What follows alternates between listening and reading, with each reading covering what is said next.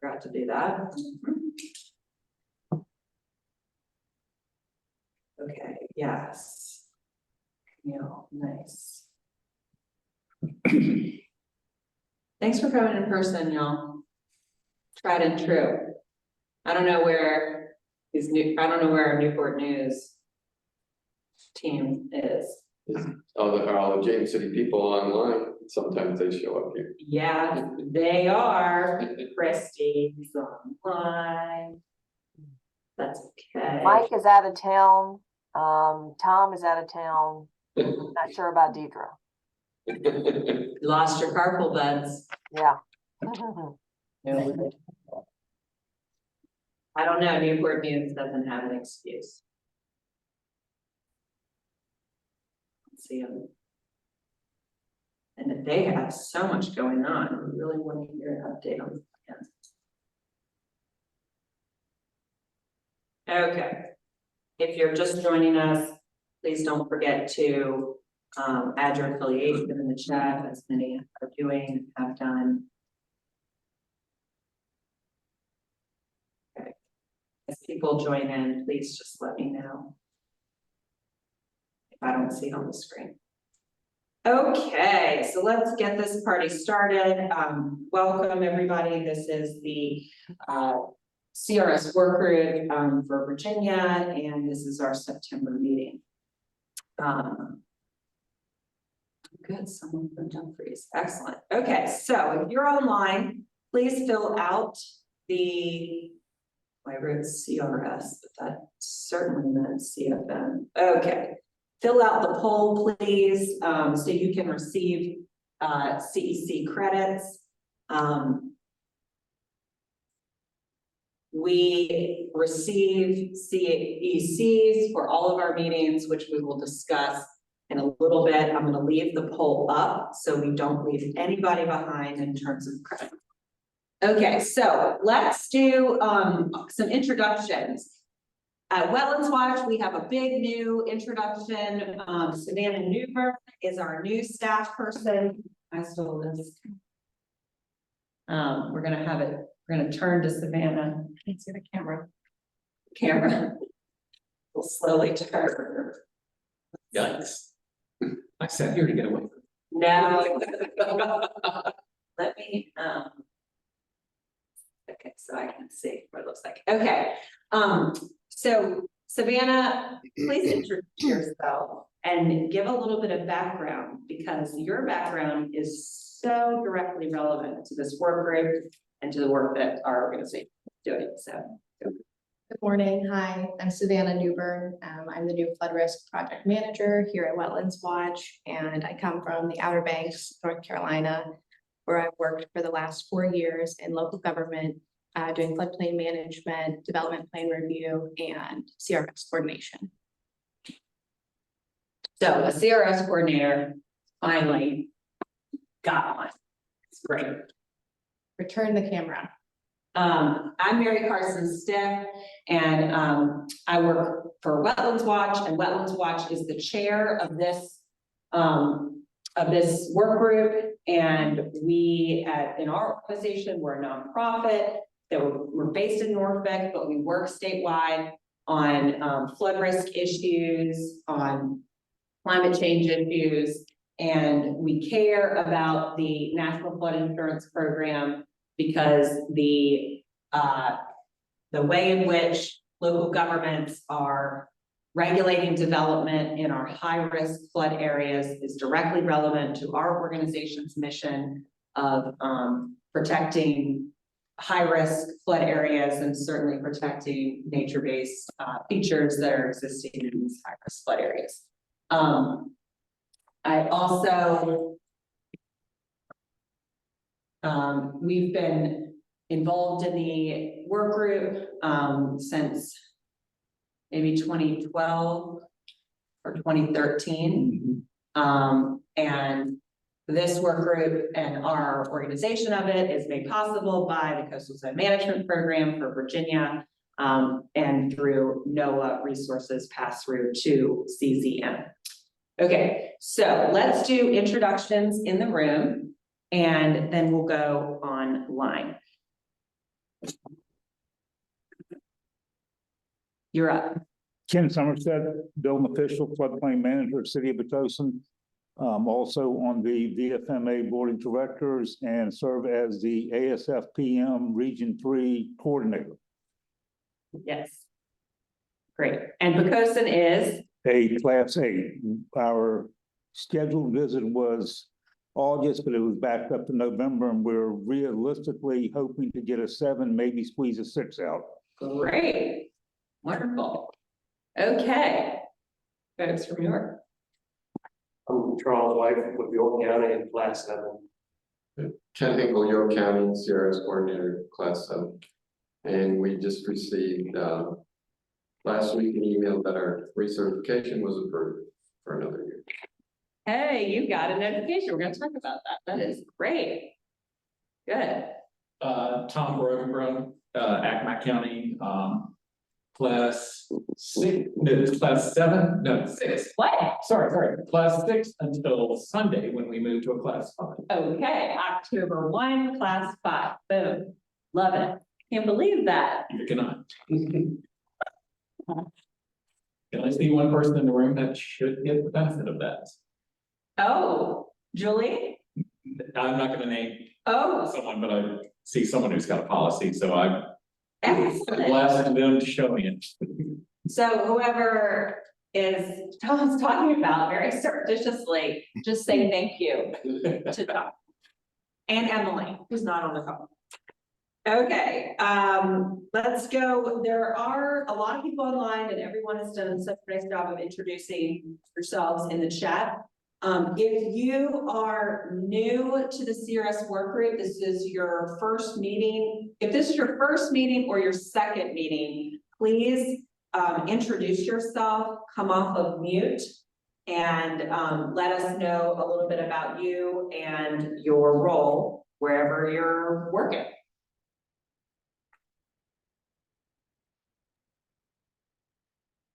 Hi, who's going? Go ahead. Okay, thanks.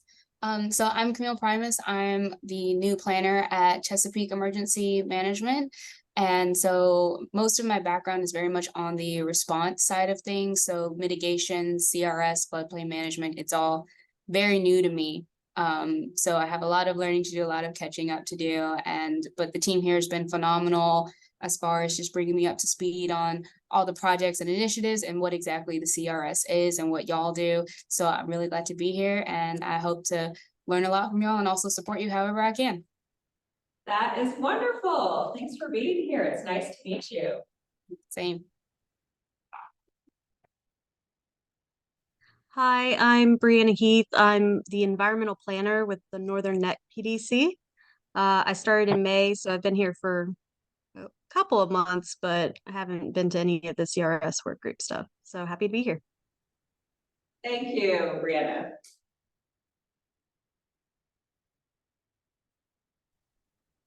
Hey everyone, I'm Emily Torrey. I'm with Stafford County. We are a class 6, recently class 6, and excited to be here. Congratulations. Thanks.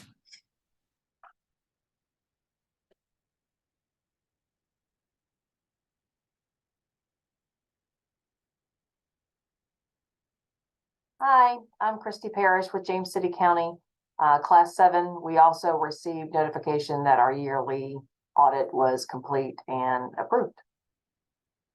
Wonderful. Hey, I'm Julie from Northampton County, and we are not participating, but I'm very happy to be here. Hi, all. Happy you're here, Julie.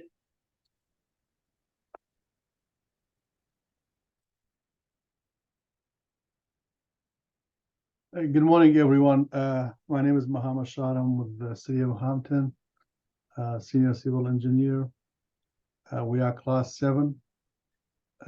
We submitted the recertification package to FEMA ISO, and we received a congratulation email. It's been approved for another year. And a position online as a Senior Civil Engineer / Environmental So if anybody would like to apply for it, so we are still looking for a candidate, an engineer to help us out with MS4 and CRS. Thank you. Good to see you, Mohammed. Thank you, Mary Carson. Okay, anybody else? New to our group. Oh, well, good morning, everyone. Ben McFarland, HRPDC. Hey, Ben. Good morning, Wendy Tabler, City of Chesapeake Building Codes Administrator. Hey, Wendy. Good morning. Will Eisenberg here from Virginia Coastal Zone Management Program. Oh, thunder. Hey, Will. Good morning. I missed where he said he was from. Coastal Zone Management Program. Thank you. Yes, so Will has taken over Chef Noon, if you remember him at CZM. He's in charge of our grant and in charge of the grant that does this support for this project. Why don't you introduce yourself? Oh, I'm Deirdre Wells with James City County. And I love traffic on the peninsula. We had so much flooding in Norfolk this morning. I had to turn around 3 times. Wow. It was bad. Yeah. So just classic. Nobody was driving through it today, which was kind of improving. Please, not yet. I mean, I'm sure as soon as I pass. Okay, well, we're so glad to have everybody here. If you have joined, please answer the poll. I think that we have had excellent responses. I'm just going to keep it up because I just don't want anybody to miss the opportunity to get CECs. Okay, so we did our introductions. Now our meeting date. So if you're new to this group, we meet every other month. We meet in person here, and we have met at the HRPDC boardroom or 757 room as well. And that's definitely one of our other meeting spaces as needed. But this is here based, trying to get as many people from the peninsula, Northern Neck, et cetera, as possible.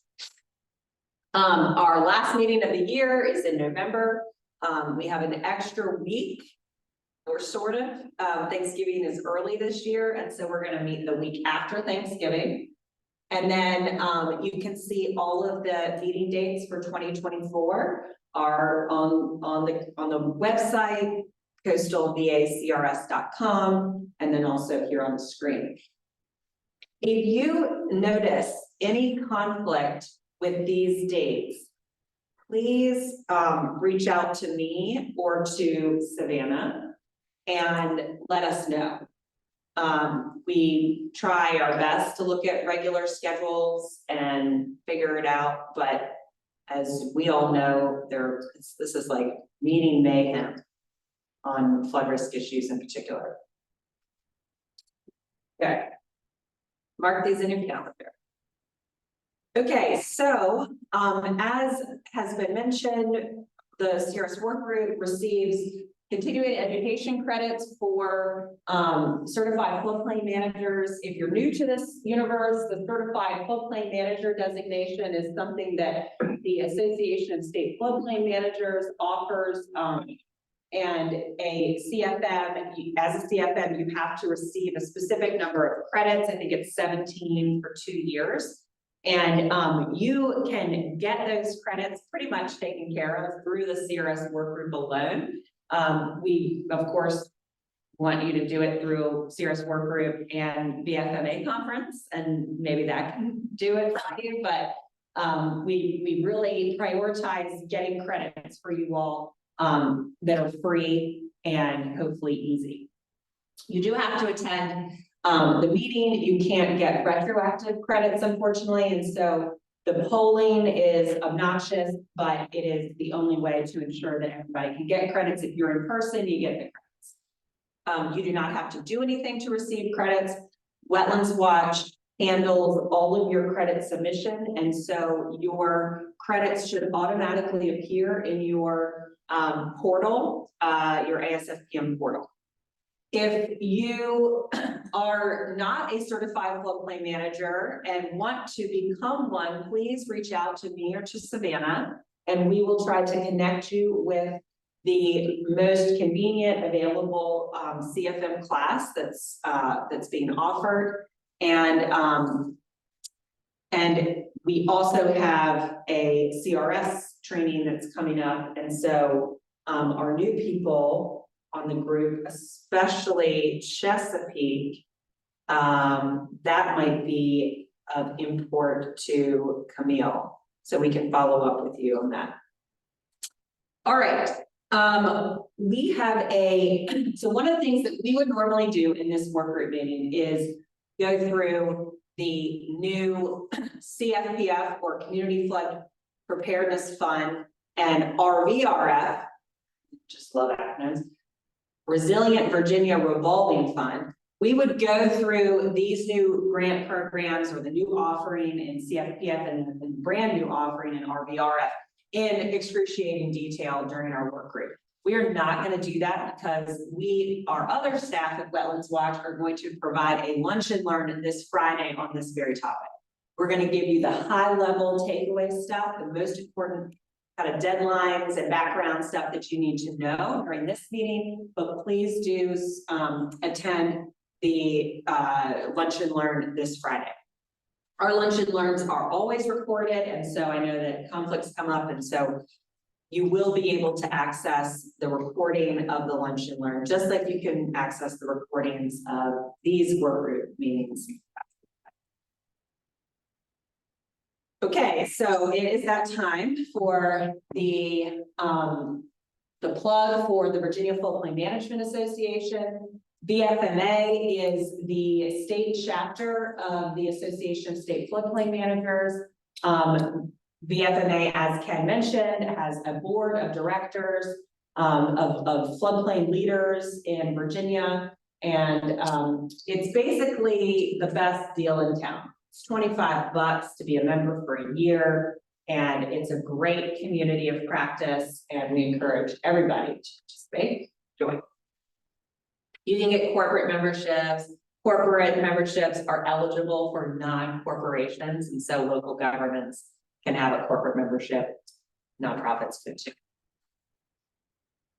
Speaking of the FMA, our annual conference is coming up in Richmond, November 13th to 14th. You can see that there are some links here. We will make those links available if someone has them handy. You can put them in the chat. I don't think we can handle multitasking like that right now. But the hyperlinks will be in the PDF of the slides that are sent out after this meeting. Please register and please attend. The abstract submittal deadline is September 30th, so that's like Friday, I think.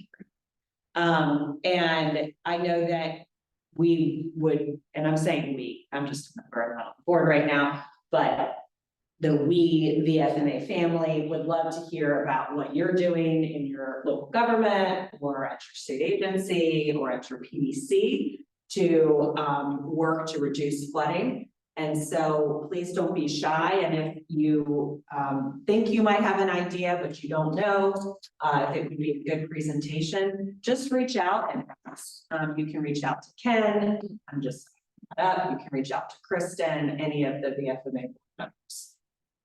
Okay, so in addition to all this fun stuff, Emily Schmidt, who is our ISO state coordinator, is going to be at the VFMA conference, just like she was last year. So Emily is going to be there, but last year she had like all of these time slots and she was kind of isolated in this room and didn't get to really socialize. So that wasn't very fun. And we didn't get a lot of time to hang out with her. So what she's going to do this year is have one of the days of the conference serve as a CRS check-in, like one-on-one technical assistance time for her. So just one day. And she's going to make the time slots have a hard start and stop. And she has asked, oops, Daryl's. she has asked if we can work with her on getting interest ahead of time, so she can create a schedule and she can make sure that she's not missing important presentations and can feel like she's a part of the group, as well as providing this really important resource of having one-on-one time with Emily. So if you're thinking about advancing a class, or you have specific questions about the way in which you submit documentation for a specific activity, these are the types of things that Emily would be happy to talk with you about. So you can answer the Zoom poll, please. And then you can contact Emily directly, or if you're here in person, you can talk to me or Savannah, and we'll relay the information to Emily. Okay. And Emily cannot be here today, but she is going to, oh, everybody finished the poll already. Excellent. Emily will be at the ASFPM conference, and then she's going to come at the next work group meeting and provide a comprehensive update. Oh, we already did this. Excellent. And if you don't have Emily's contact information, it's right here. Again, she is Virginia's lead from ISO for the CRS program. Just because she's the lead doesn't mean that she's necessarily your CRS coordinator for your cycle visits. You might have someone else that you're working with, but if you have questions about the CRS or your CRS ISO person that's assigned to your community is not being responsive, then you need to, Emily's the person that you would go to with those concerns. Okay, so we did talk to Emily last week and got a few updates from her. Maybe that was Monday. And this is the stuff that she's offering for us. We don't have dates necessarily for the 2024 visits, but these are the communities that are going to have their cycle visits. You can see November on there because Emily and Ken are going to rendezvous and hopefully get Pocosin up a class or two, which would be great. And then interestingly, we have an update on our new CRS communities. So Warren County has been approved and is effective April 1st as a class 9. So that's pretty exciting. We haven't had a new CRS community in maybe since Newport News, I think, which was a year ago. So this is good, steady progress. Henrico County, we all know that Kristen's trying to get Henrico in, and she's shooting the moon, and so it's taking longer, I suspect. I think she's trying to come in 6th. So TBD on that. Okay. All right. A couple other things that Emily wanted to pass along. She said that if your CRS coordinator is changing, this is something that ISO doesn't know. And so it seems intuitive, but I guess it's just not happening with great frequency. Please email Emily and let her know of this change in your community. So she can be aware of it and track it and all that stuff. So it sounds like a lot of people are getting notifications that all of your recertifications have been processed, and you've gotten the approval that you're green lit and good to go. Some of you have not, but just know that those updates are coming, and you'll get a notification email. Who did it come from? Scott. It did come from Scott. Okay. Where'd you get it? About 10 days ago, I think. I was on vacation, so it was when I was on vacation. I don't remember the date. Yeah. Last week, I think. Good. So look for emails from Scott Cofield. Right? No, No. Scott Laporte. Oh, excuse me, Laporte. Okay, got it. Scott Laporte. Okay. All right. Too many Scotts. ISO universe. Okay. So there are a lot of different grants going on, and I just want to say, like at the top of this, we are going to talk about the the RVRF and the CFPF.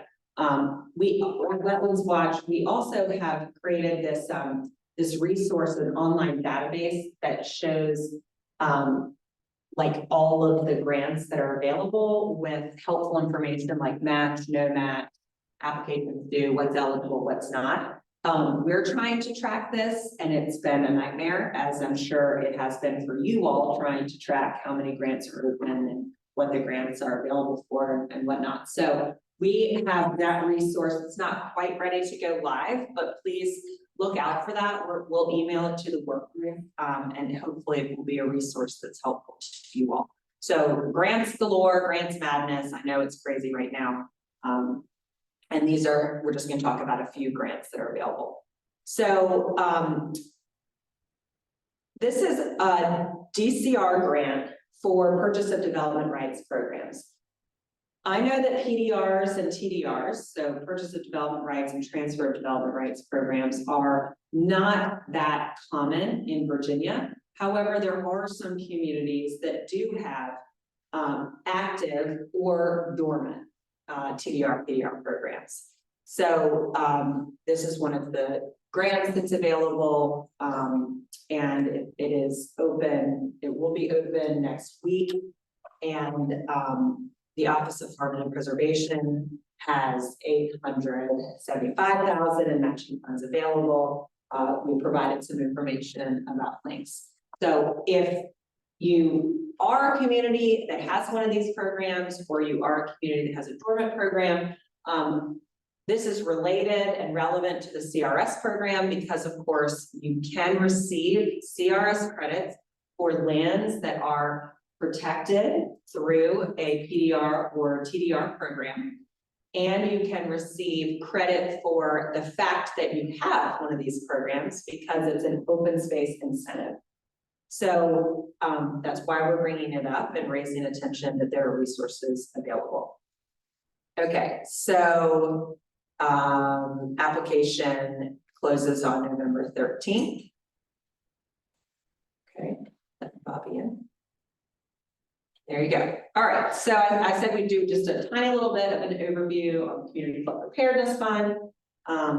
Just as a refresher for those that might not be aware, in 2020, Virginia joined the Regional Greenhouse Gas Initiative, or RGGI, where 45% of all of the auction revenues from the Greenhouse Gas Initiative are going directly into this bucket of money. So this is the very first time the state has ever invested state resources in flood risk prevention that's pre-disaster outside of the DCR dam safety and flood risk grant, which was generally used for dam. So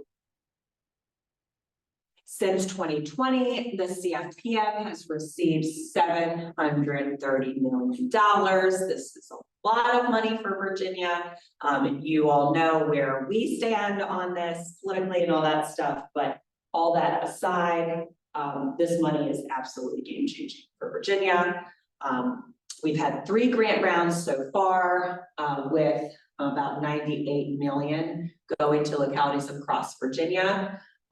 This is the first time we've had a grant round in a while, and 85 million is now available. As of like maybe a week ago, they opened the round. I can't even remember. Blur. And this begins DCR's annual opening. So previously, we've had multiple grant rounds that have been opened sporadically throughout the year. That was a lot to manage and handle, and so now the DCR is migrating to a 1-year grant offering. It's important to note that for the first time, loans are available through the Community Flood Preparedness Fund. That's new, and we'll talk more about that on Friday.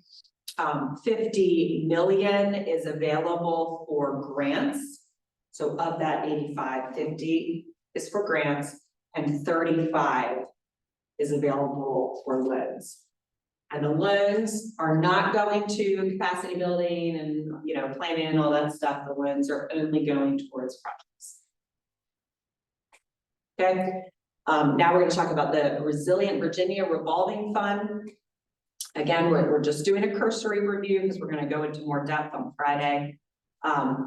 So 18.5 million is available. The applications are due 1 month after the applications are due for CFPF. So 1 additional month to plan, and this is because this is new, and DCR wanted to give everybody more time. So the way in which this 18.5 million is spread apart is, can be seen here. So you can use this money as a local match for federal programs, which is very helpful.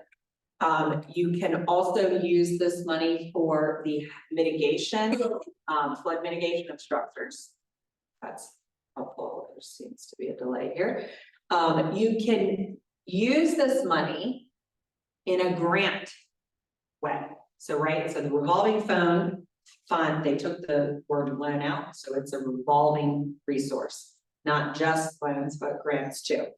So if you are interested in trying to create a loan program within your community or within your PDC, then you can get grant dollars from the Resilient Virginia Revolving Fund to spend the time and the resources to figure out if it's going to work for your community.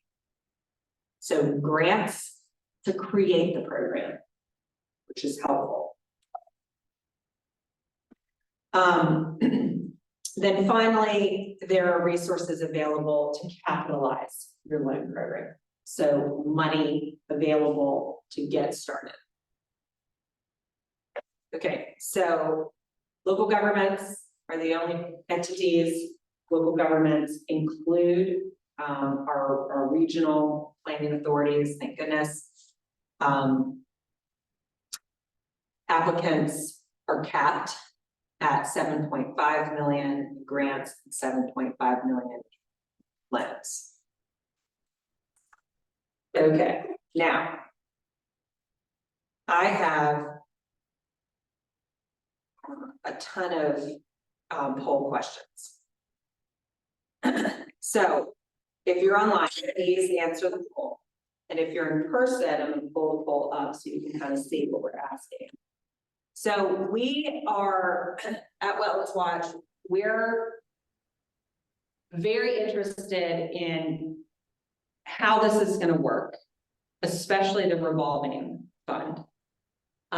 We're definitely interested in the CFPF, of course, and are providing technical assistance to local governments that are interested in CFPF funding. And so it's helpful for us to kind of have a pulse on how it's going, and if communities are interested in going for round 4 resources, is there anything that we can do to help with that process? So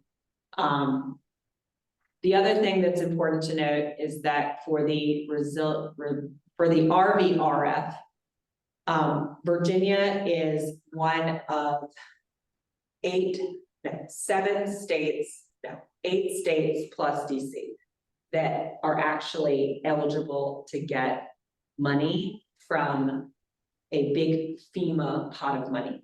So the FEMA Storm Act. The legislation to create the revolving fund was drafted in a very specific way so that Virginia was eligible to receive FEMA mitigation dollars. And this is mitigation money for individual property owners to flood-proof your home, basically, elevate flood vents, etc. So this is new, the way that the revolving fund is set up is new for the US, and it does help us get money that other states are going to get. So we have 16.1 million that's coming in from FEMA and going into this resource. It is not a part of the grant round, so it's a little bit complicated, but this resource isn't going away. It has $100 million from this past biennial budget. But we're really interested to know how communities or PDCs are gonna use the loan money. So if anybody has an impression of, you know, how these resources will be available, a lot of stakeholders are looking at this pot of money to see, you know, who's gonna use it, how it can be used in a way that's helpful and in a way that takes off a lot of the burden of managing the loan.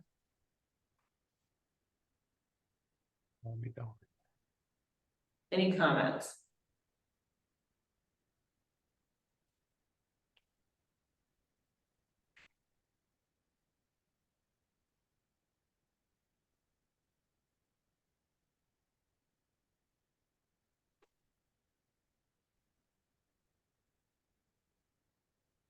Okay. 3 out of 20 respondents for number 4, do you plan on applying for an RVRF loan, said yes. Anybody that said yes want to come off of mute and talk about how you plan to use the resources and what kind of loan program you want to set up?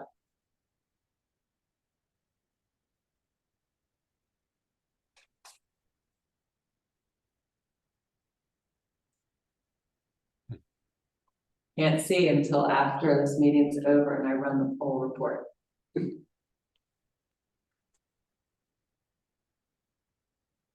This is so new, it will just be helpful for others to see how loan programs are being structured so that, you know, communities can explore how to structure a loan program for, you know, within their community. So that's the reason why we're asking.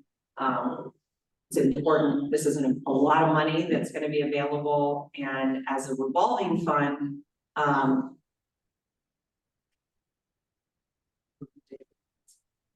the idea is that the money's going to just keep generating and always be available. So,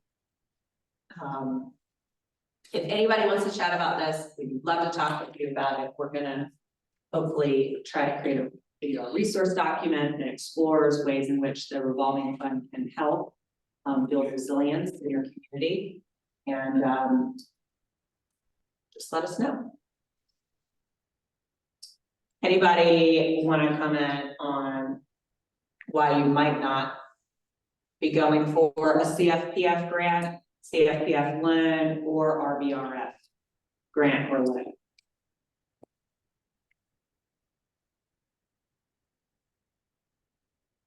I can stop the recording and we can talk about it. Seriously. CFPF people happy? Has it been a good resource for y'all?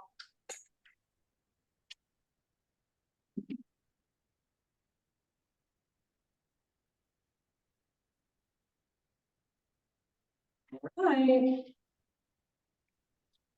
Anybody wants to chat about it later, let me know. I'm going to share the results of the poll so you can see. And Liz, I see your note about the day before Thanksgiving. So I clearly didn't do a good job looking at the calendar. Thank you. Okay. We did our poll. No, we did it all. Okay. All right. So just a reminder that the CRS training videos and learning assessments are now available. So this is part of what Wetlands Watch has done through our grant with the Coastal Zone Management Program. We, as a work group, voted on the top CRS activities that you all wanted specific help with, and kind of cutting through the manual fog and just giving you the facts and the information without all the noise. And so the following training videos are available for you all to view. we have the introduction workshop. So this is very similar to the CRS training that Wetlands Watch offers for non-participating CRS communities, where we come in and, you know, we spend 5 hours with everybody and feed you lunch and try to make it fun. But it's the idea is that you're getting a full overview of the NFIP CRS, and then we discuss whether or not the community may want to join based off of what's already happening within the community.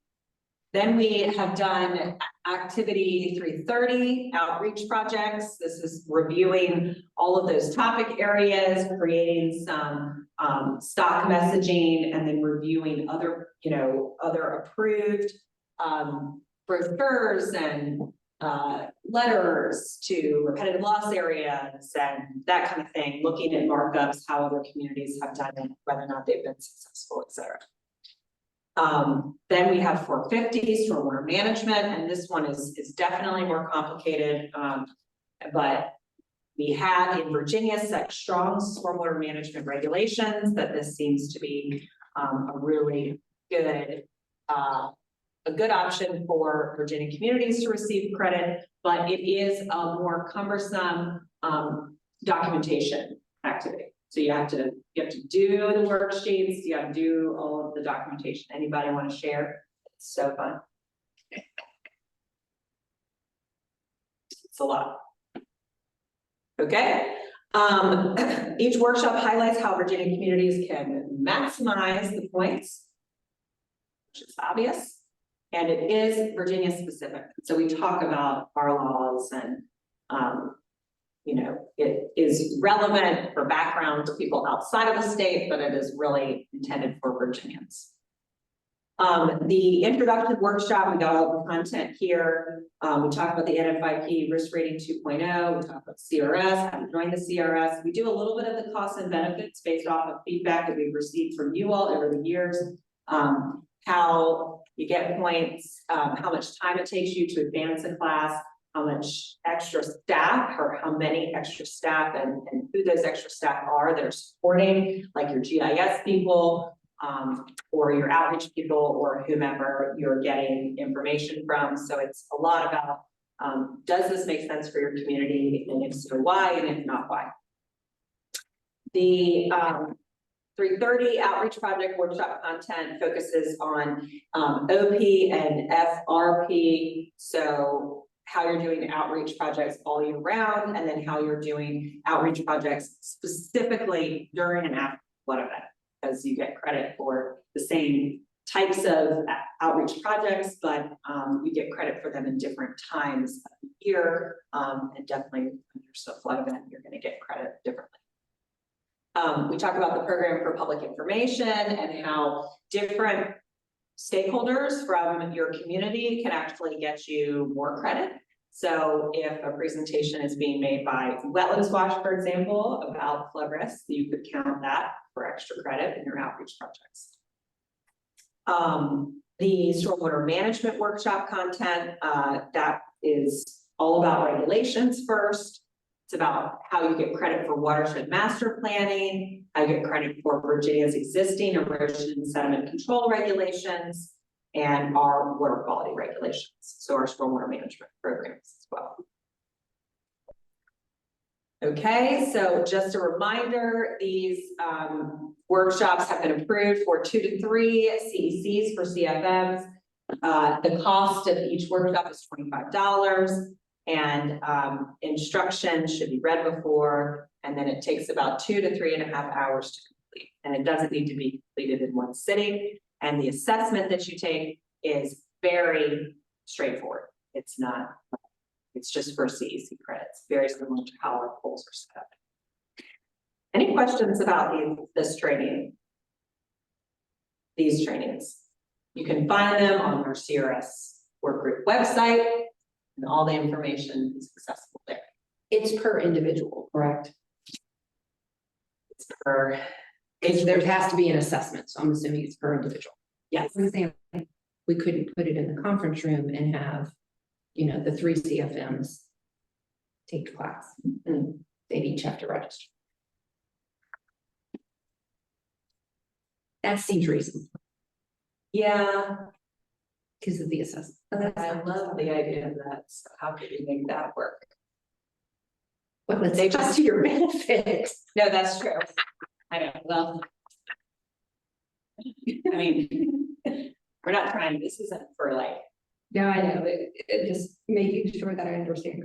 yeah, each person would need to take the test, so. We can watch the content together. and just test, so. Okay. Mary Carson, this is Julie. I received some questions yesterday about an HMGP grant application, and they want some information.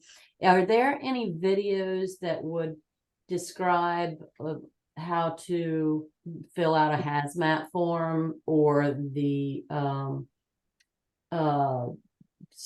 there's some different things that they're looking for that I don't have the first clue how to answer. And you know, just wondering if is there information about how to do these HMGP grant.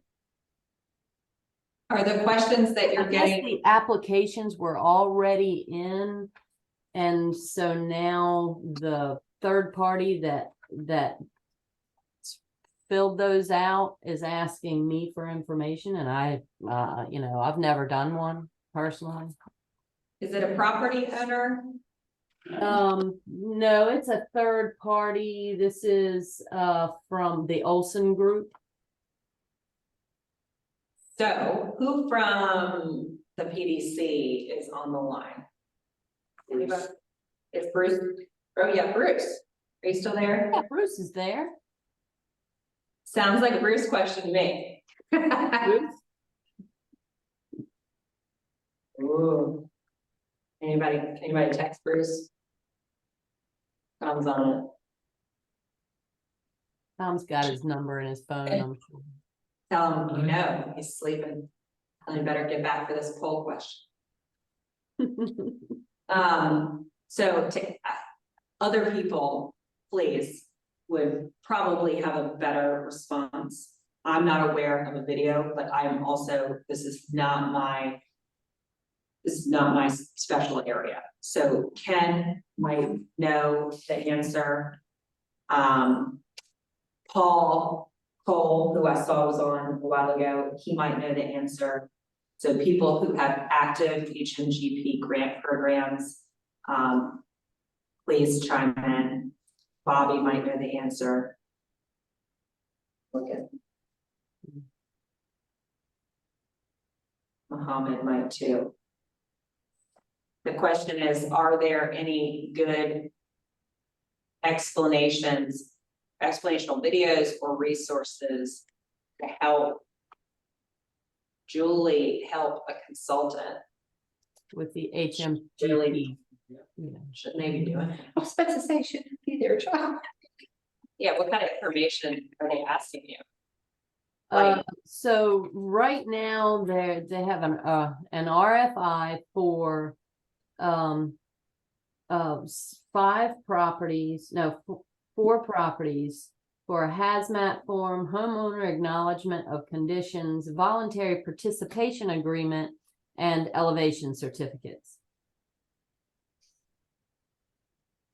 is Olson working with the property owners? Is that part of, are they? That's what I believe. I'm supposed to be calling her, or she's calling me later on today. Can you email me the questions? Julie, Yeah, you might check with Jessica Steelman. Oh, who's that? She used to work for the PDC doing all the hazard mitigation. Okay, They spun her off. She's spun off to her own company. where is she? So she's not with, oh, that's right. I do remember hearing about that. Yeah, she's got her own company. Okay, I'll contact her. Steelman Consulting, I think from her new email address, she emailed about the COG working group Yeah, recently. You should have received that email, Julie. okay. Yes, I did. Thank you. And Ken, Julie, Ken Somerset has also said that you can email him directly, and ask the questions, but it sounds like Olson Group, if they're being contracted by the PDC to talk to property owners, then they should handle that unless something is county specific. Like the data is county specific that only you would have the ability to access, then that would be an appropriate thing for you to dig into. But otherwise, unless you know these property owners' first and last names, I wouldn't be able to fill it out. Right. I mean, you know, I can certainly get there. They sent me the addresses, so I'm in a position to find out who the property owners are. But I, like I said, I don't know where, you know, I don't know the first thing about a hazmat form or, and you know, the only one I've really ever had anything to do with is elevation certificates. So I don't. Well, it'll all come together, I'm sure. I just thought it was more. I thought it was something that was, you know, that everybody went through, and now I'm starting to get this feeling that nobody has to do this. So, okay. I would definitely email Ken too. He'll be a good resource. Okay, thank you. Yeah, thank you. Anybody saying? Oh, and we'll just put Jessica's email address in the chat, Julie, for you. Okay, thank you. Okay. So, Savannah, is this something that you like?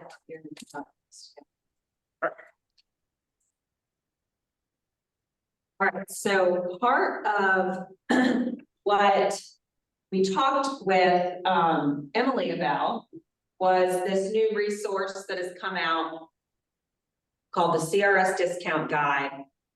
That is a CRS risk rating 2.0, like 101 doc. So this is like what we've been waiting for, right? We've been dying to get into the nitty gritty on this because I don't know about you, but when I got my bill this year under risk rating 2.0, it could not have been more confusing or more inaccurate. So there was absolutely zero information available about how my policy was being broken up, where the CRS rating was. It was garbage. And if I can't figure it out, and I literally am just living in this space, then how are property owners gonna be able to figure this out? So I don't know if you've had a lot of phone calls from people freaking out or what, but this discount guide should hopefully help clarify. Okay, go for it, Savannah. So I've included 3 out of the 6 scenarios the document goes through. In this initial one. Oh yeah, it's a click here. Oh, just yes. Ah! Oh, that clicked on it. Yeah, that's good. Okay, so.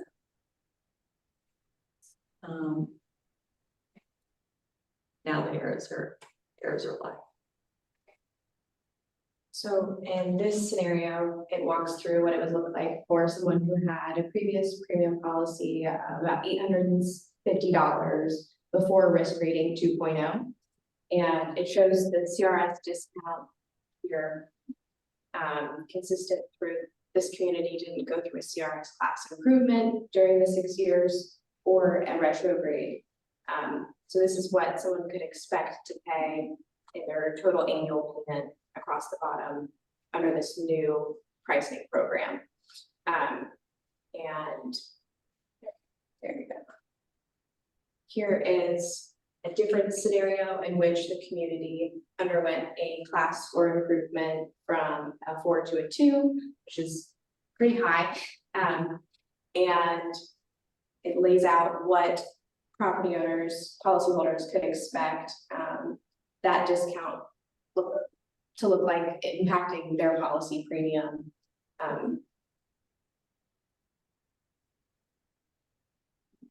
And so for this one, the statutory cap of 18%, right? So remember, the Congress said you cannot raise primary policyholders' policy premiums, annual premiums, more than 18% annually, and you can't increase secondary properties, or that's like a beach house, or businesses, commercial spaces by more than 25%.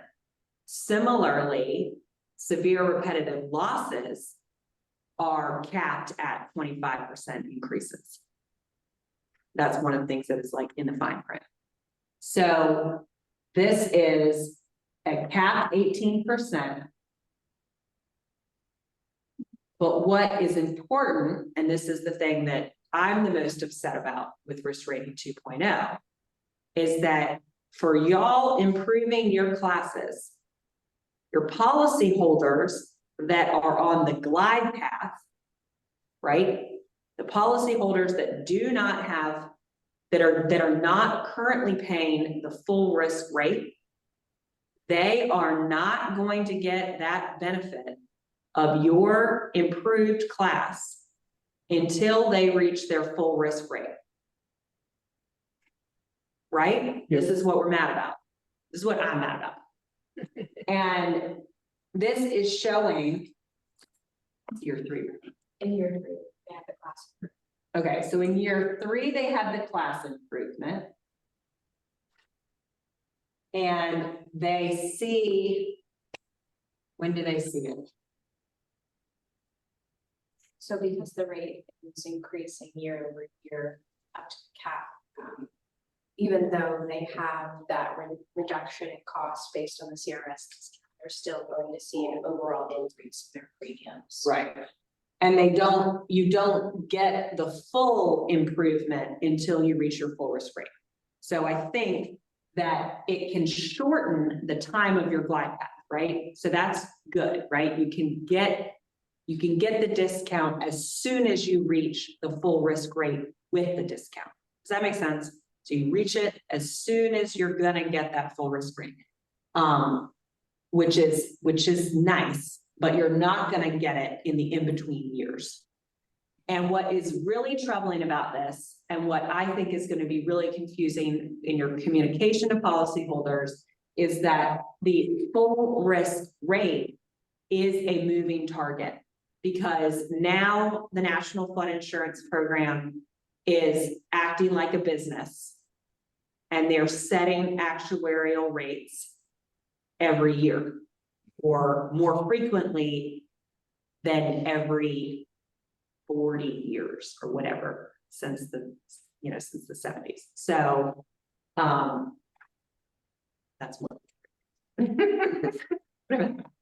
So you are really not going, so your policyholders, when you jump to one of these high classes, they may be confused as to why their rate is not reflecting that, let's say when ACMAT goes to 25.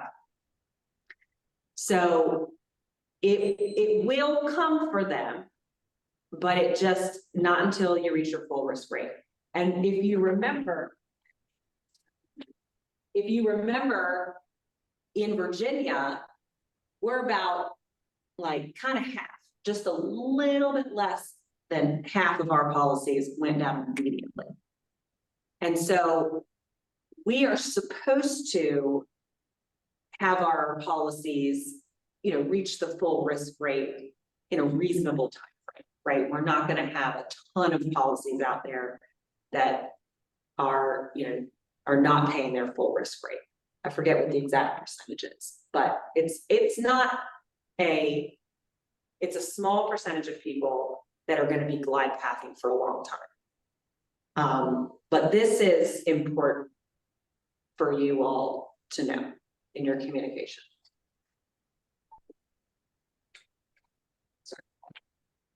This is an example where the community retrograded in their 6-year glide path. And it just take away that discount from $816 to $544 in this example. And ultimately the policy increases at a higher rate than it would have if they maintained their CRS score. Yeah, so retrograde in the middle of risk rating 2.0 is a real nightmare. We don't have communities that are going through that right now, thank goodness. So if you're having problems with your board of supervisors, city manager, whoever makes decisions about funding support for CRS, you know, risk rating 2.0 is bringing a lot of equity and raising rates for a lot of people who shouldn't have been paying as much as they were paying, but it is increasing rates for everyone else. So CRS becomes even more important under these new realities of the NFIP becoming solvent in risk rating 2.0. But you know, there's some nuance to how it's working in tandem. Any questions about this? And we've passed on feedback, you know, until we're blue in the face about why this is bad. But it is what it is. I think it's popular. It's getting notifications. Okay, any questions? And there's also a FEMA contact listed here in case you have questions about the actual document. I really strongly recommend reading through it. It's not very intuitive, but it does break down the information as best as it can. Yeah. It's not super long either. No. So there are a lot of charts. Okay. Makes sense. If anybody has questions about risk rating 2.0, please reach out to me or to Savannah. And we have risk rating 2.0 resources on our website. They're really embarrassing videos of me looking like a newscaster reading information. It's worth a laugh. Okay, one thing that we wanted to highlight is that in the CRS addendum, you can now receive credit for a substantial damage management plan under activity 510. Substantial damage trainings have been happening all over Virginia, especially in coastal Virginia. And so it seems as though communities may be well positioned to explore this activity for credit. We know that, as I mentioned, we've had a lot of trainings. We know that substantial damage estimations are already occurring. There is a guidance document for how to receive credit, a lot of example plans. This is kind of low, this is good credit because politically it's not a big lift. Your plan does not need to be approved by council or board or whatever. You can just have the plan and have it adopted in-house, which is great. There are 3 parts to the credit. You can get maximum 140, so a third of a class, which is good. And that's really kind of our update on this. I don't know if anyone wants to come off of mute or in the room talk about this, whether or not you looked at it, whether or not you explored it, any feedback, thoughts, whatever. MC, this is Whitney. When we did our CAB visit, FEMA is actually requiring it as an action item on their CAB visits now. So we will be doing ours within the next year as part of our CAB. Interesting. That's funny. You all just had a CAB. What are you cabbing again for? No, we're not cabbing again. Like, we're required to do it as part of our action items that came out of the CAB. Is that true for anybody else? Any other communities that have cabbed recently? I don't know how many. I need to get a list of CAB and communities. So Whitney, you're working on that, and I'm sure maybe when it's finished, you could make it available for others to see. Yeah, definitely. So my understanding is it's FEMA's requiring it, but like Chesapeake capped through the state and it wasn't required through DCR. Oh, interesting. That's odd. But If they're people- pushing it for all of the communities that they're capping federally. Interesting. Did it come up at all, Chesapeake, for y'all? I mean, clearly, if they're not requiring it, why would we talk about it? Hey, MC, it's Bobby. Can you hear me? Yes, hey, Bobby. Hey, I don't know. So I was just getting ready to type something in the chat, but then when Whitney said that it wasn't required, so I'll go back, I'll check with Jay and see if it was ever mentioned.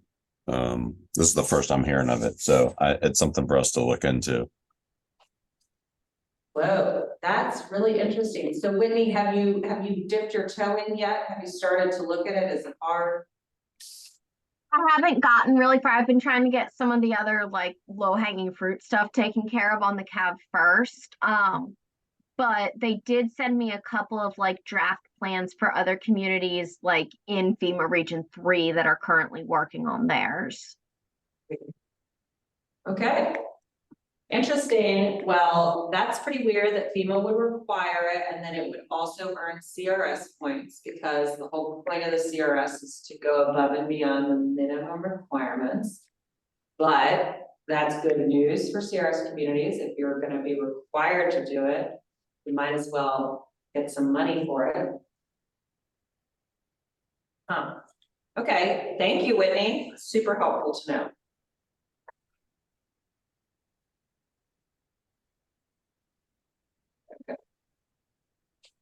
All right, anybody else on this activity?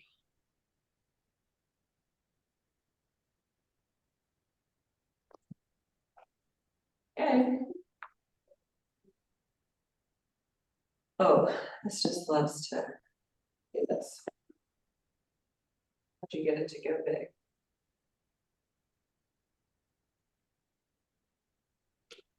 Is there a special? I actually just clicked on it.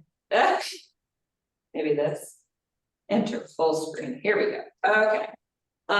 So the new elevation certificate form is just the gift that keeps on giving. Just a reminder, the new EC was released on July 7th. It's real, it's got some issues. The CRS program, ISO National, did a lunch, has done elevation certificate trainings. I believe that they did one prior that's on the CRS Resources website. And in addition, it would be helpful, I think, to attend the Lunch and Learn that's being held on October 17th to learn more about what has happened recently, because this is like a moving target. Ken, do you want to talk about the training that you attended on the EC? You said it was so helpful, and then you flagged a couple really important things in an email. Maybe, do you want to share that? Yeah, the training that was excellent. There are some important new items that everybody needs to be aware of. One that jumped at me was that now all community officials, whoever is responsible for the CRS an elevation certificates, I shouldn't back up, it's not just elevation, not just CRS communities, but every community. The responsible person for the elevation certificates has a section G that is new that must be filled out on every form. And that is, it asks for, you're certifying certain pieces of information that the surveyor was not required to put on. For example, they want to know now the lowest structural element elevation underneath the structure in all flood zones. So it's not just like it was in the B zone, now even in AE. So the surveyor, it puts down what the finished floor elevation is, then you have to go back and determine how thick the floor is, what the size of the floor joists are, and the girders and any other structural elements that was holding that. You have to certify that. And there's several other parts in it that you really need to kind of pay attention to that can come back and catch you if you're not careful. I have reached out to Scott and asked him if he would be willing to do courtesy reviews of the forms now, so that when we send them in at the end of the year, next year, we don't come back and everybody gets all these rejected ECs, and then which affects our CRS rating. I haven't been successful in getting him to agree to even do a courtesy review for those. There were several other parts that FEMA has added that, again, you need to be aware of. So if you get a chance, it's highly encourage everybody to attend the training. If I heard you correctly, the surveyor is identifying the finished floor. Right. And then the building official is taking that and backing out like the lowest elevation. Yes. Of the member. Yes. That seems like a liability issue. That's an interesting question. That's a liability. Why would a staff member at a municipality be calculating out what someone else has stamped and sealed? You have to, it is a catch-22. We are liable for that because we have to say. I would say you don't get your. The surveyor is given a certain. Completely filled it out. Right, the surveyor is given a certain specific points, and he's a surveyor, he's signing off on those. I'm not a surveyor, I'm not to do, I have to set those points, but I better turn around and go back and figure out how wide everything is. And there's several other parts of the section G that you need to be aware of. There's also, it's possible also for a homeowner to fill out a section, I want to say, I think it's section H, that they can put numbers in and submit to get a preliminary pricing from an insurance agent, which is, that's fine. But there's a part that says that the community official has to certify that the homeowner's information is correct. That seems like a huge liability for the municipality to take on. Just throwing that out there. Discuss amongst yourself. And I will say, I hadn't heard that we had to put lowest horizontal in, unless it was in the VE zone. Like I've just been filling it out, pulling the information from the survey section and then using, like our freeboard and what's minimum required. But I had not heard that we had to put in a lowest horizontal at all, unless it was a VE zone. Yeah, the community officials have to fill out section G, and they want every section to be filled out. They do not want any lines left anywhere. So even if it's a section, surveyors aren't sure, a lot of surveyors aren't sure on what parts they're supposed to be filling in and not filling in. But they want an NA in those sections, even under the parts where the surveyor is where he's filled out and verified things. If they leave a blank out, then we're supposed to fill that blank in. Our community official is supposed to fill that blank in form, which goes against what they're signing off on. Right, but we can put an NA in. We don't have to put an actual elevation in. Yeah, well, when you look at the section G, they want to know the lowest structural element, and that's But one of the trainings I was on, we were told we could just put NA unless it was a VE flood zone.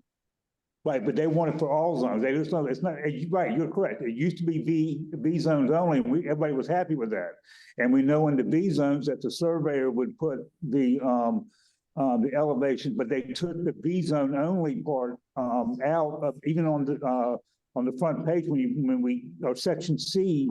It used to have the V zone only. They took the V zone out. Now they want those elevation numbers even in A zones, and a lot of surveyors are stuck in the old, I won't say stuck, they're still doing the old habits and they don't even pay attention to that. But they need to fill that information in also, because again, they took the B zone only part out.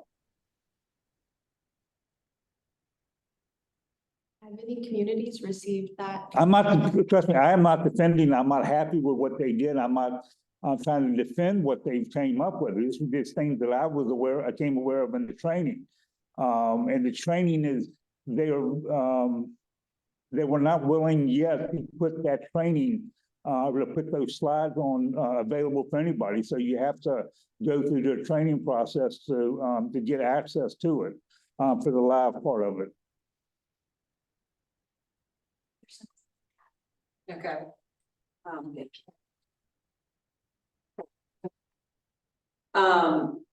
Okay, so has anybody else? We definitely need to get clarity on this.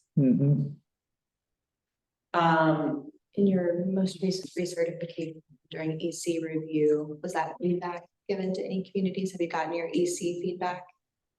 The form wasn't effective. Yeah, it was effective. Yeah. Only for a week or two. Yeah, all we submitted were the old forms. Yeah. Okay, so you didn't have any on the new form? None completed. Certainly bear scrutiny and watching. We had a couple in the old form, but we hadn't received correctness rating. We can definitely, what we'll do is, we can circle back with, Emily, ask her. I know that Kristen is organizing, and I apologize if I've got the dates wrong. Maybe she already did have that, the surveyor training. Is that soon? I'm sorry. Kristen is organizing a surveyor training on the new EC. Did you already have that? I don't know. Okay. I'm not sure. I know she was doing stuff that was, she did a training for Henrico County specifically. Yeah. And she and I talked about trying maybe to expand that and put it as part of the conference. Absolutely. Yeah, talk to her about the same thing. All right, well then, let's maybe have some guidance from that specific training event too. So I'll follow up with Kristen. I know you can probably talk to her about this stuff. So that's something we can update everybody about, because that'd be a huge additional burden on staff. I've reached out to Region 3 and asked for clarification, and I haven't been able to get anything back. Really?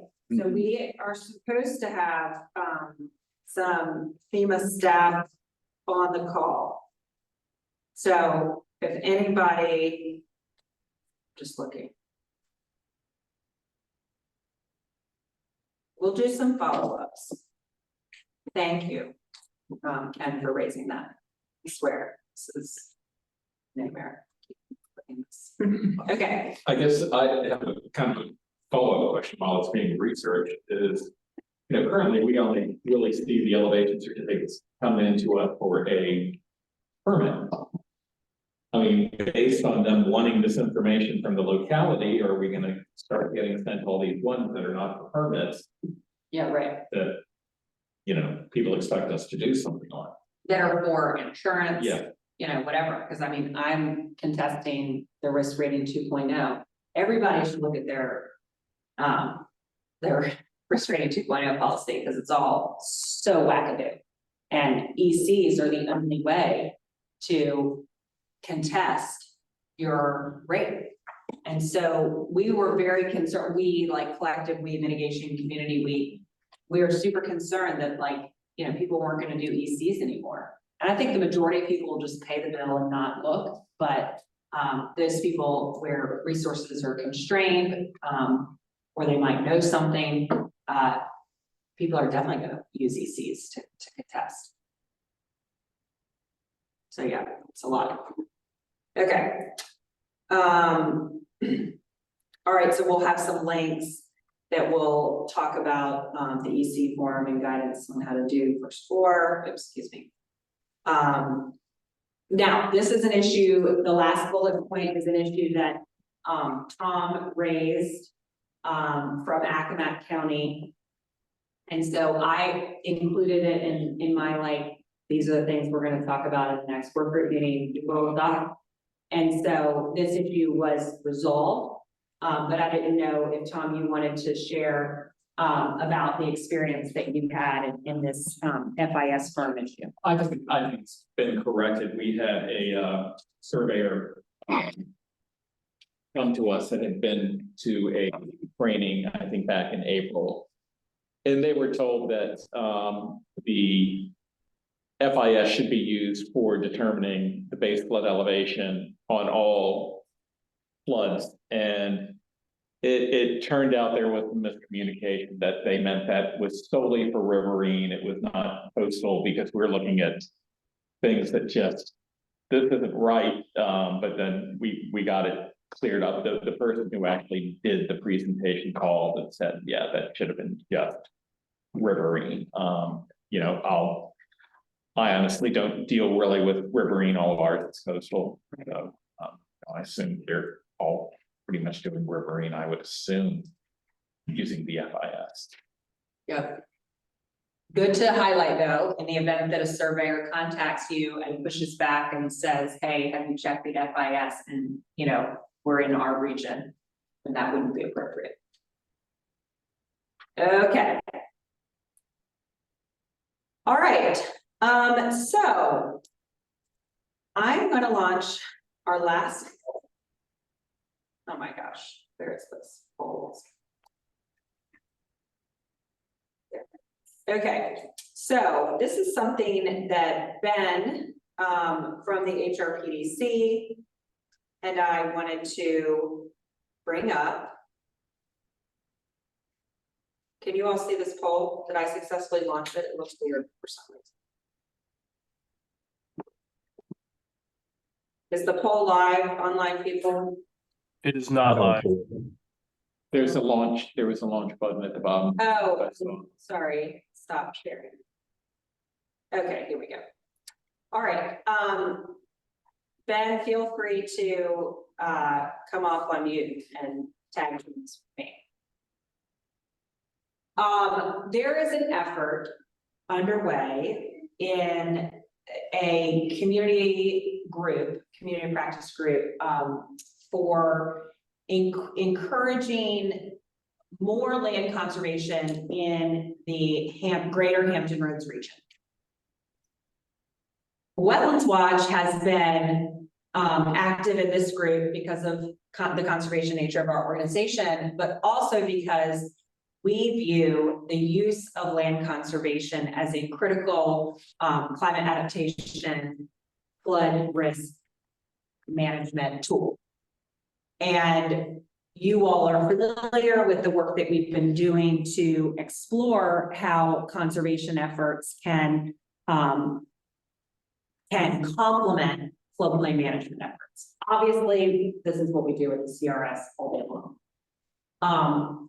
But there is an interest in having more conservation in our suburban and urban communities in the greater Hampton Roads region. And there is general interest in that. There's interest in better public access and recreation. And there's interest in how we can link conservation with resilience efforts. And so this community of practice has been convened by the Virginia United Land Trust organization. Just like VFMA is a state chapter of the Association of State Floodplain Managers, VAULT or VAULT is the state chapter of the Land Trust Alliance, which is the national membership organization of land trusts in America. So this VAULT group has been convening many of us around this issue of growing conservation. And we want to have an in-person, first in-person meeting to discuss how the linkages between conservation and other initiatives like public access, like flood risk management, like CRS, can really coalesce. And this work is underway to link local government staff with conservation partners to try to share resources and collaborate more on projects. We have had initial discussions, aggressive discussions with the city of Virginia Beach about how to make these partnerships flourish. And we have similarly done it in Gloucester. We've tried to do it in James City County some with Tammy. And we're interested in this because of the nexus and all the reasons that you all know. But we would love to gauge interest in our floodplain community, given all of the nice intersections between floodplain management, emergency management, and conservation.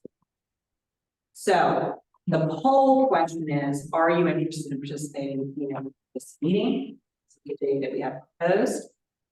It would be not a full day, just several hours, a few hours probably. Talk about this interplay. How'd I do that? What do you want to add? MC, I think you hit the nail on the head. There's a lot of overlap in the interests between what the environmental kind of groups are interested in when it comes to resilience and some of the things that we've been talking about over the years with this group. In the way that the CRS program is incentivizing land conservation or avoiding development in the floodplain. So I think we don't have any, there's a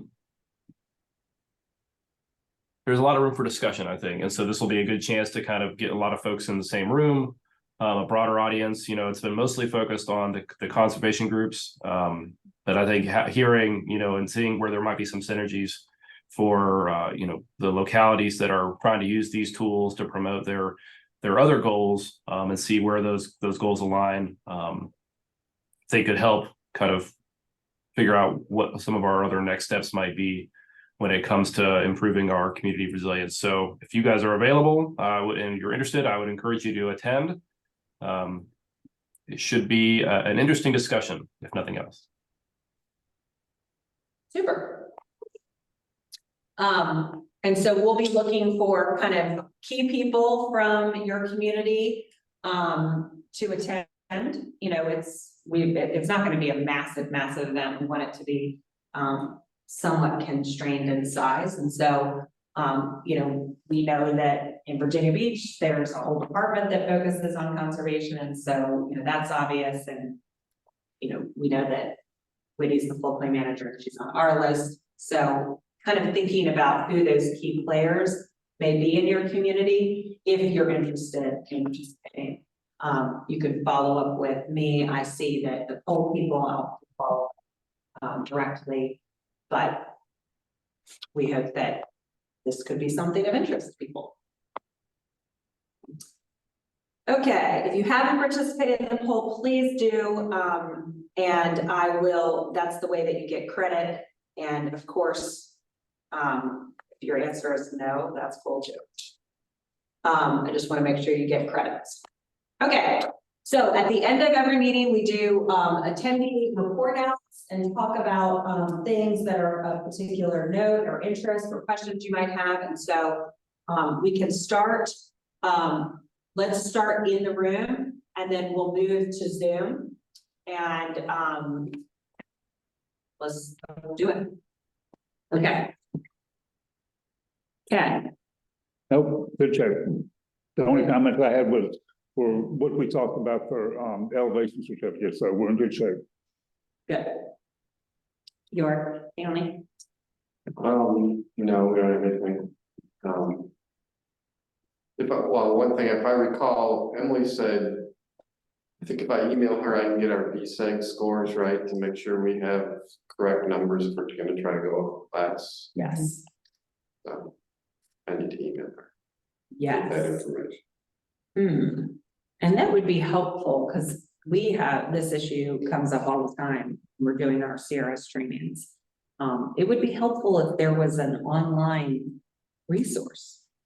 And ISO is in charge of the CRS and they're in charge of the BCs. So let's up that. It'd be good to have a resource. And so if Emily tells you that there's an online resource, please pass it to us. I'll share. And we'll post it somewhere. Okay, JCC. James City County currently has positions open for a wetlands planner and for a civil engineer. So let us know if you're interested. Great. And if you send me those postings, I can put them in. Will do. Thank you very much. Just one thing of interest that came in since the meeting started, or at least I got an email about it, that Nationwide is dropping over 10,000 homeowner policies in North Carolina. Whoa. So Just wondering if it's Continuation of a trend. It's like dominoes. There have been several articles recently. Yeah. It's really hard to get a policy in Norfolk, just anecdotally from friends. Yeah, it's not good.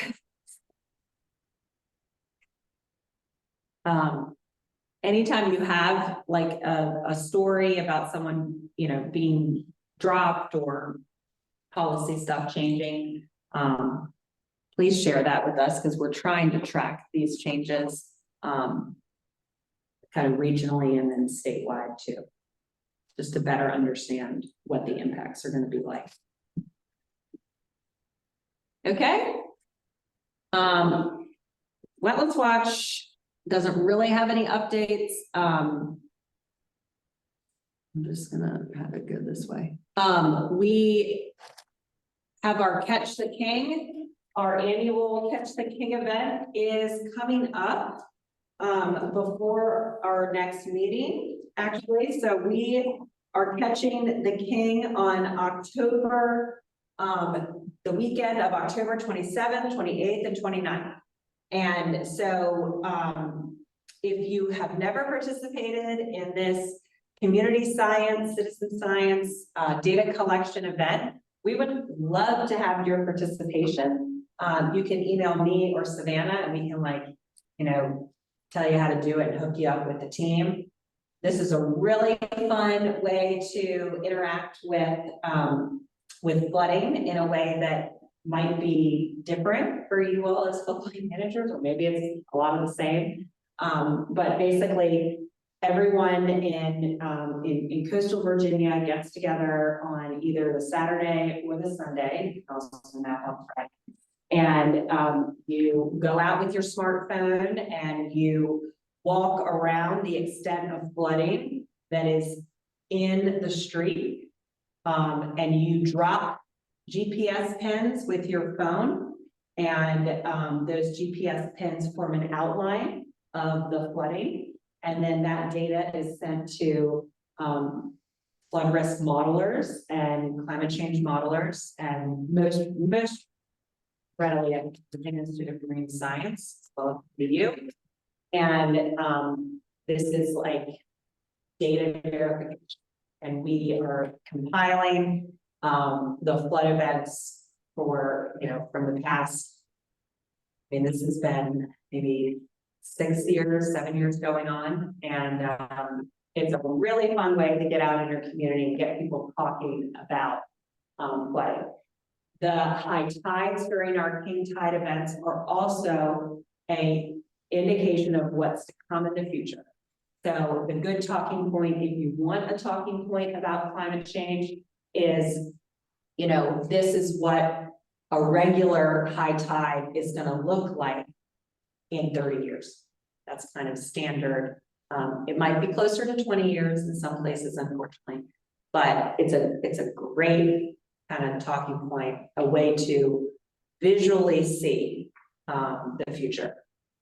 So just let us know. That's what we have going on. Okay, turning online. Anybody have a? MC, I've got a couple things. So our next coastal resiliency committee meeting is going to be, it's virtual this time because we had some scheduling issues. So that's going to be this Friday at 10 a.m. So if you're not on our list, you can, I'll put a link in the chat, or shoot me an email or put a request in the chat. But we're going to be talking about a bunch of things that go on at the state level right now with the master plan. And then with the Community Flood Preparedness Fund and some of the work that's going on with the State's Resilience Coordination Working Group. So if you're interested in those topics, please join us. Again, that's going to be virtual over Zoom. It will not be in person. I think, I don't know if Will's still on the line, but I'm going to steal his thunder.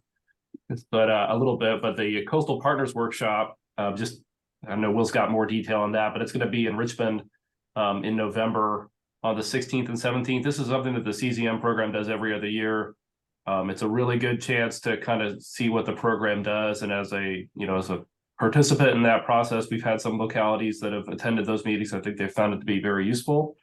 So if you're available, that'll be in Richmond at DEQ on Thursday, November 16th and 17th. And Will, if you have any additional details to add, please feel free. And then the last thing I'll say is, so Grace Hanson, many of you knew her. She was working with us for a while. She left us to go back to Maryland at the end of July. And so if you're interested, we have a position for a resilience planner open at the PDC. That information is on our website. And you can also reach out to me if you're looking for more details. Thanks, MC. Thank you. Yeah, and I'll just follow that. Thanks, Ben. Just to kind of add to that, the theme for our Coastal Partners Workshop is going to be translating coastal zone successes, a conversation on expanding the impact of good work. So it's looking at the various different projects, a lot of which can be CRS adjacent, but looking at the different projects that have gone on in the coastal zone and how we can take them from where the project was spun up and transfer it throughout the coastal zone. So lots of good conversation to come there. Thanks, Will. Good morning. Just wanted to add that City of Petersburg is interested, if anyone interested in a floodplain administrative positions. City of Petersburg has a floodplain administrative position open, as well as a stormwater inspector position open. So we are looking for both of those. If anybody's interested, please let us know and apply. Thank you, Daryl. And so lots of open positions. Please, I think I have Daryl's post. I have one of your posts, Daryl. And then we have Mohammed's post. I don't think I don't think I gave you the inspector. I can give you that though. Okay, that would be great. I just put Savannah's email address in the chat. If you have an open position, please send it to Savannah and we'll make sure that those positions are included in the follow-up email. Okay, well, thank you, Mary Jane. Again, this is Muhammad Shah. Yes, there are a lot of positions open on the City of Hampton's website. But the two that I would like to mention here again is one of them, senior civil engineer / environmental. And the other one is the resiliency officer. So please take some time and visit to City of Hampton's website, or just reach out to me. And thank you, Mary Carson, for putting this in your radar. So do you need me to send you the resiliency officer position, or you can access the Hampton's website, right? Yes, I'm sure we can find it. Sure. Well, Yeah, thank you. Thank you very much.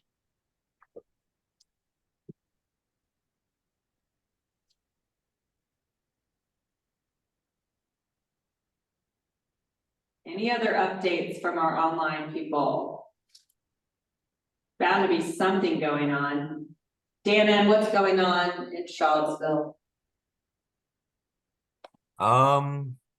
A lot of stuff doesn't have to do with floodplain management, unfortunately. I think we had our water resources coordinator got a new job up in DCR, so I guess we're waiting on filling that position till we see what goes on with floodplain stuff in Charlottesville. Oh, okay. Thank you.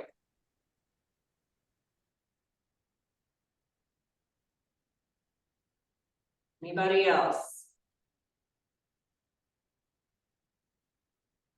Look. That's interesting.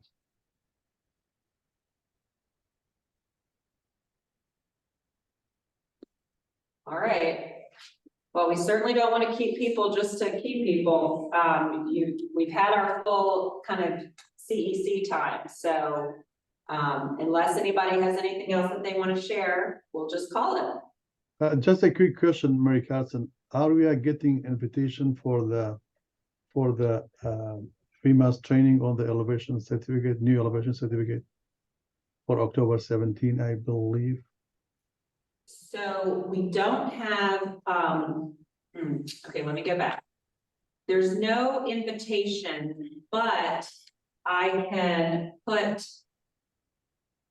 Oh wait, where is this? I can put the link. Earlier, right? Yeah, that will be good if you send us a link so we can register for it, I guess. I did.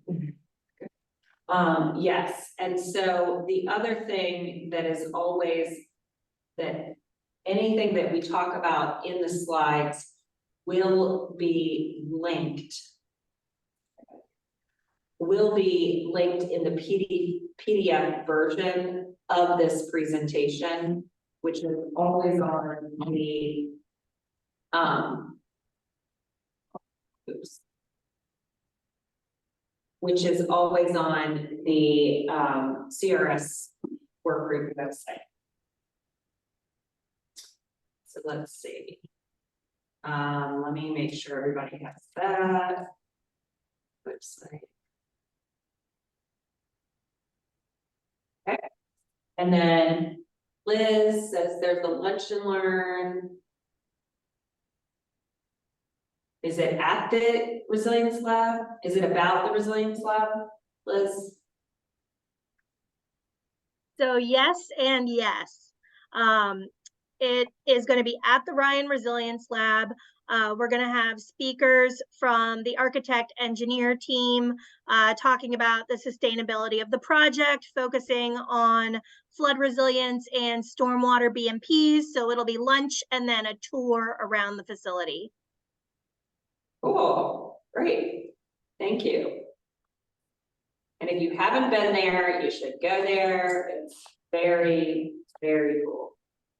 And we can do a CRS Workgroup abbreviated presentation about the way in which that project is incorporating climate change adaptation. So the Elizabeth River Project chose to build on a relatively high risk parcel right on the water for access and all of the good things that the reasons why they need to have the access.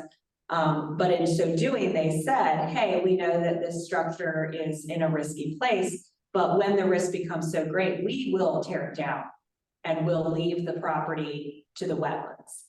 And that's a pretty noble thing to do. And Wetlands Watch has been working with a land trust conservation partner and coordinating the creation of a conservation easement that will enforce Elizabeth River Project's intention.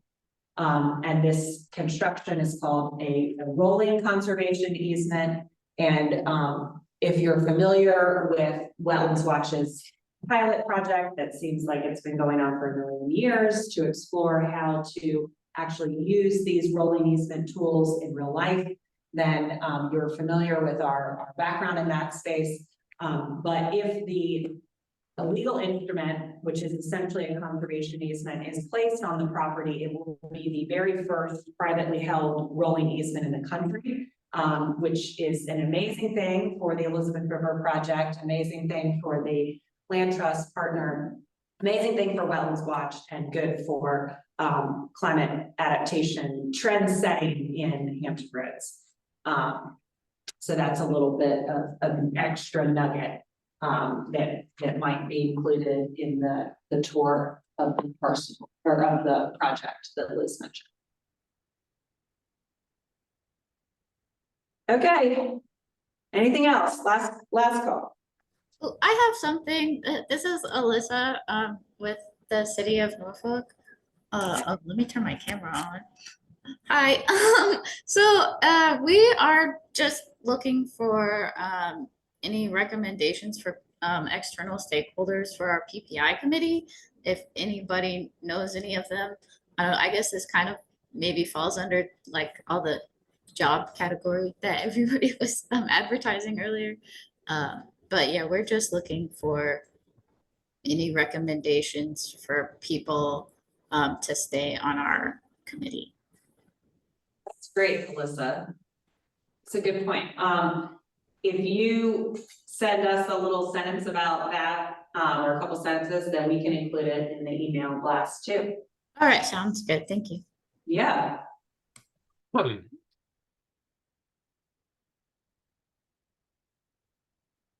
Daryl, did you want to say something? No. And that PPI it's a fun time. So nice group of people. I serve on that committee. And so if anybody wants to join it, have a great time.